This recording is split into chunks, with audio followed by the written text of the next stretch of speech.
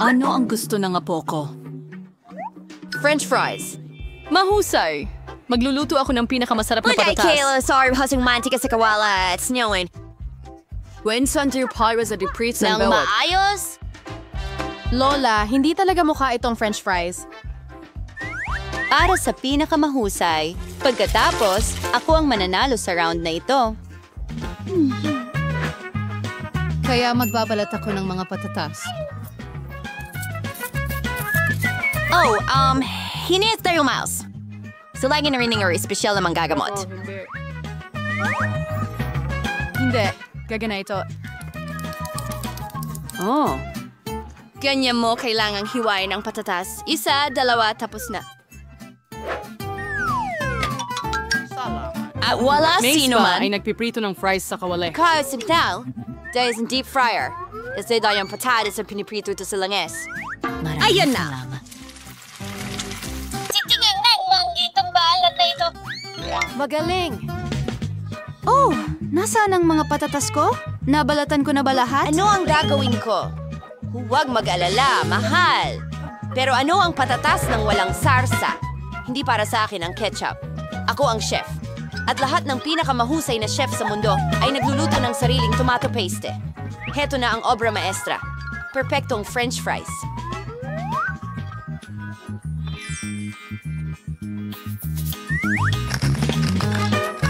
Kapitulating lahat yung patas. Meron akong mga balat na ito. Ano ang gagawin Alam ko ba? Bakit maghihirap kung pwede mo namang magpa-deliver? Adlerton mga patatas. Gawaing bahay na patatas. Mga French fries mula sa chef. Wow! Ang daming masarap na bagay, maliban dito. At mukhang masarap ang mga patatas na ito. Susubukan ko. Ay, anganghang! Ayoko ng maanghang. Ano ang meron dito? Masarap. Gusto ko itong mga French fries. Hoy! Nanalo ako! Ayan na! Ano ang lulutuin natin ngayon? Gusto ko ng ginisang itlog? Madali lang, dadalang may hangamal ang bawat puta eh. Kaya ang aking scrambled eggs ay magiging hugis puso. Kitakits na lang lahat. Tuloy ka itong liprito ang sausage and pagkanausas ay basagin ng itlog. Napagandang kinalabasan. Kita tayo mamaya. Astig! Mas malaki ang apoy. Mas mabilis maluto, di ba? Sa pinakamataas ang kalan. At ngayon ang itlog.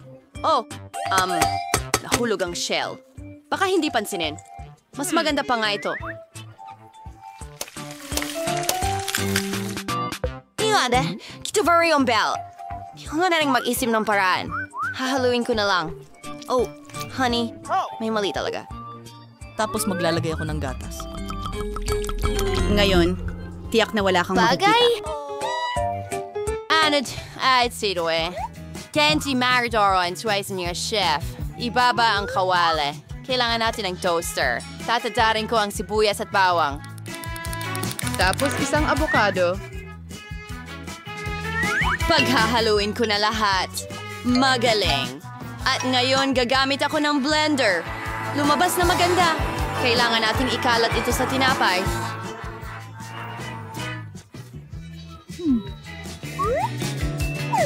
Ganyan. Ngayon, oras na para sa itlog. Isa lang ay sapat na. Babasagin ko ito sa mangkok. At ilagay ang mangkok sa kaserola na may kumukulong tubig. Iyan ang napakagandang itlog na nakuha ko. Kailangan na lang haluin ng maganda ang putahe. Kamangha-mangha ang huling haplos. Ganon. Wow, lumabas na talagang astig. Kailangan ko ring maghain ng ulam. Pwede na ang ketchup at kabute. Honey, sigurado ka? Handa ka na? Ano? Pakita Kita mo? Hindi ito mukhang maganda. Wow. Ano? Puso? Lola, iyan slido of dang itlog. Yung akin na ditong baboy. Gusto kong isama ito sa mga kaibigan ko. Masarap. Salamat. Salamat. I didn't serve pearl or virus manipis. Tristan? Ending last. Oh, may kakaiba. Siguradong gugustuhin ni Lola. Ano? Oh, Apo, natutuwa ko. Ano ang lulutuin natin ngayon? Pizza? Pizza? Medyo komplikado. Paano ko ito lulutuin? Siguro kailangan masahin ng masa. Nagtagumpay. Oh, hindi talaga. Bakit ang lagkit-lagkit? Aba, may naisip ako. Dalhin mo ang pera ko ng malalim. Salamat, Lola. O paano naman ikaw? Shilimay. Kailangan kong baong masa. Kailangan mo lang halayan ng ilang sangkap.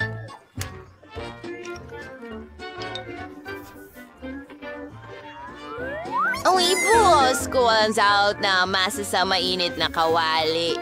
Magiging magandang base ng pizza ito. Pagkatapos ay idadagdag ko ang ketchup at mga hindi malusog na gulay. At konting keso. Habang naroon, kailangan lang maghintay. Yeah! Sino ang nagluluto ng pizza ng ganoon? Espesyal na harina ng mais ang kailangan para sa base. Tanging mga profesional tulad ko ang nakakaalam nito. Tapos masahin ang masa. At ngayon, kailangan nating bumuo ng mga base. Para gawin ito, paliparin natin ang masa. Wow! Oh! Gusto ko rin ng Halika ganon. na, lumipad! Ako sunang. Paano kayo sirmay sila? Ano kayo sila? Alam ko na, kaunting pagtatikip ay hindi makakasama. Kaunting ketchup?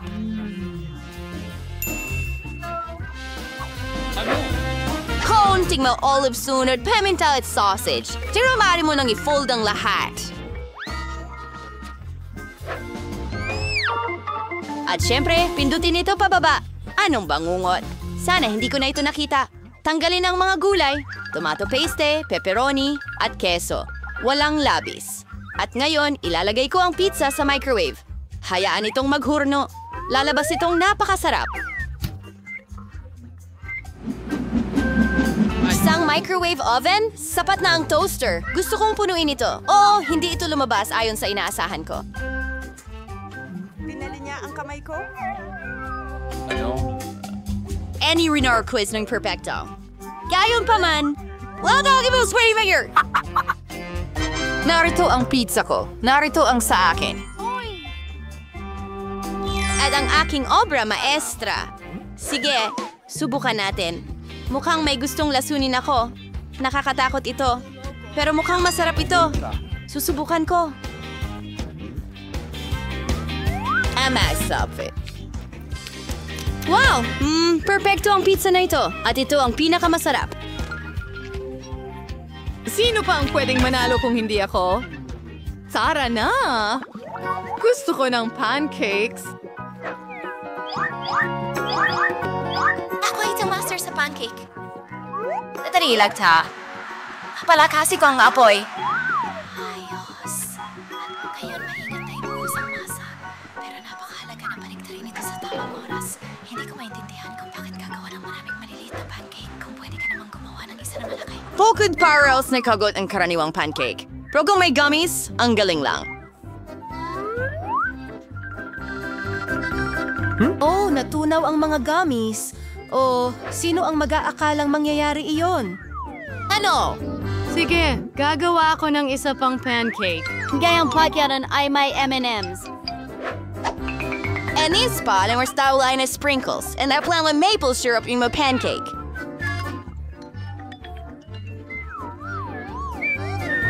And may priest. Well, hindi tayo nabamawan. Omo, mas madagdag ka ng Nutella sa masa, magiging tsokolate ang masa. Ang mahalaga ay ihalo ito ng mabuti. At lalagyan ko ng piraso ng tsokolate sa gitna. Magaling. And tsokolate ay na-snow mismo sa gitna. O baliktari mo maghintay ka sandali. Magaling. Berries. Para pang dekorasyon ng pancakes. At ngayon nag-turtle ang strawberry syrup sa ibabaw. Napakaganda. Mukhang perfecto. Handa na. Ng may pagmamahal. Ang pinakamagagandang pancake sa mundo. Ninakagusto mo ang akin. Iyan ang ating aalamin. Naku! Nakakadire! At ang pancakes ni Lola? Masarap, sakto lang. Ano ang inihanda ng chef? Ang galing!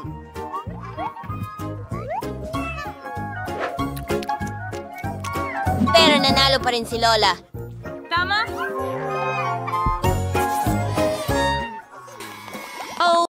Wow! Ang daming makatas na prutas dito! Ang ganda! Pansin, mga ginoo at ginang, ang unang gawain ay isang jelly cake na hugis puso.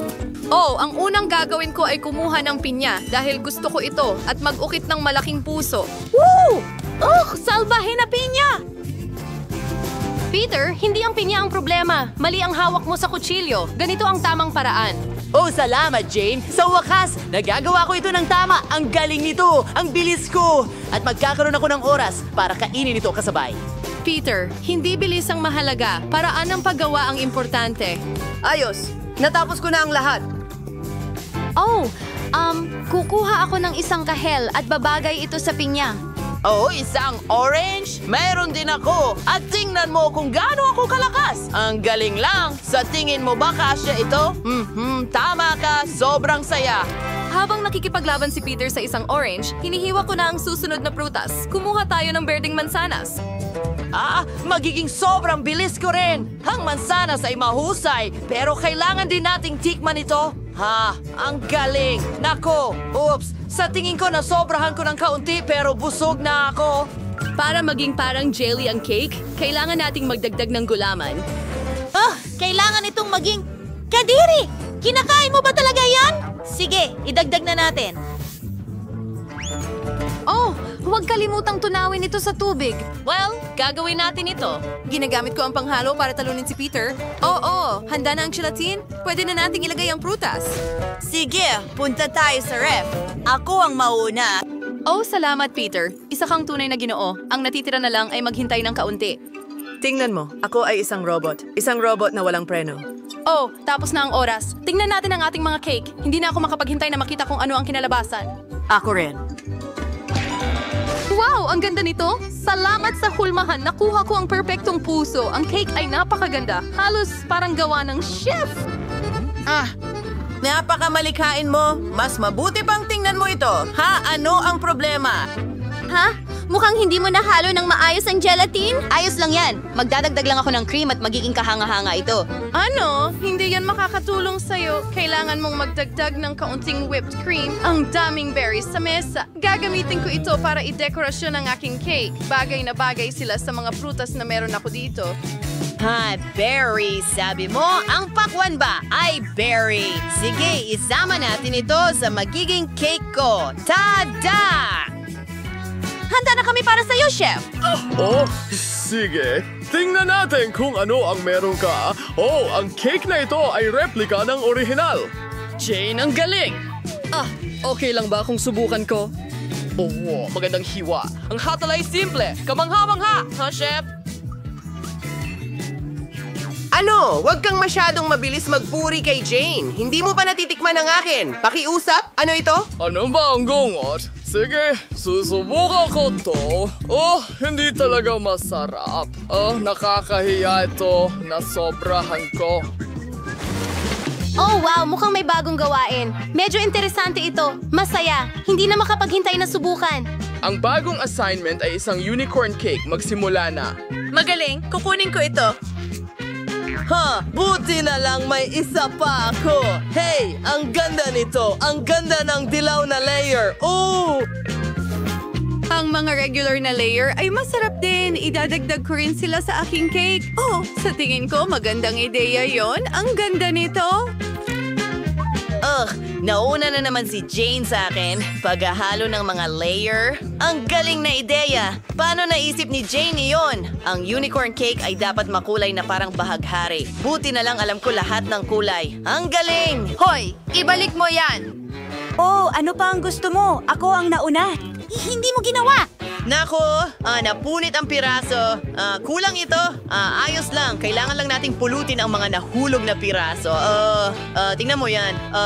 Hindi natin kailangan ng balahibo. Oo nga. Walang makakakita nito sa ilalim ng cream. Oo, hindi mo pwedeng ilagay ang pagkain mula sa sahig sa cake. Marumi iyon. Sige, hindi ko na ilalagay ang huling layer. Oh, gusto ko ang cream. Ang tamis at sarap. Sayang hindi mo matitikman. Marami kang namimiss. Ang cream na ito ay perpekto para sa aking cake. Oh, halika dito, kaibigan. Maginhawa ka sa aking cake. Dito ka nababagay. Well, hindi ito perpekto, pero ayos lang. Oh, Jane. Okay, sasingan ba din aling sungay ang pipiliin ko? Baka ginto, ang natitira na lang gawin ay idikit ang mga mata at taingan. Sang-ayon ako. Tingnan mo ang gaganda ng mga tainga. At ngayon, syempre, ilang sungay. Oh, kailangang ilagay lahat. Ano? Si Jane ay nagdedekorasyon ng cake gamit ang marshmallows. Gusto ko ring gawin yan, pero kukuha ako ng asul na tuldok. Oh, huwag kalimutan ng sprinkles, Peter. Oh, ang cute naman yan. Nakakatuwa. Salamat, Jane. Lagi kang may magagandang ideya. Chef, tingnan mo, tapos na ako. Sige, ipakita mo sa amin ang nagawa mo. Oh, Peter, magulo na naman ang cake mo. At ang gawa ni Jane sa kabilang banda ay muling nakalulugod sa aking mata. Magaling na bata. Mahusay ang ginawa mo. At isa pa, naputol pa ito. May tunay kang talento, Jane. Talagang natutuwa ako. Oh, Peter, sige. Ibigay mo sa akin ang cake mo. Nakakainis, Kadiri! Galing ba sa sahig ang pagkain na yan? Pasensya na, pero si Jane ang panalo. Binabati kita.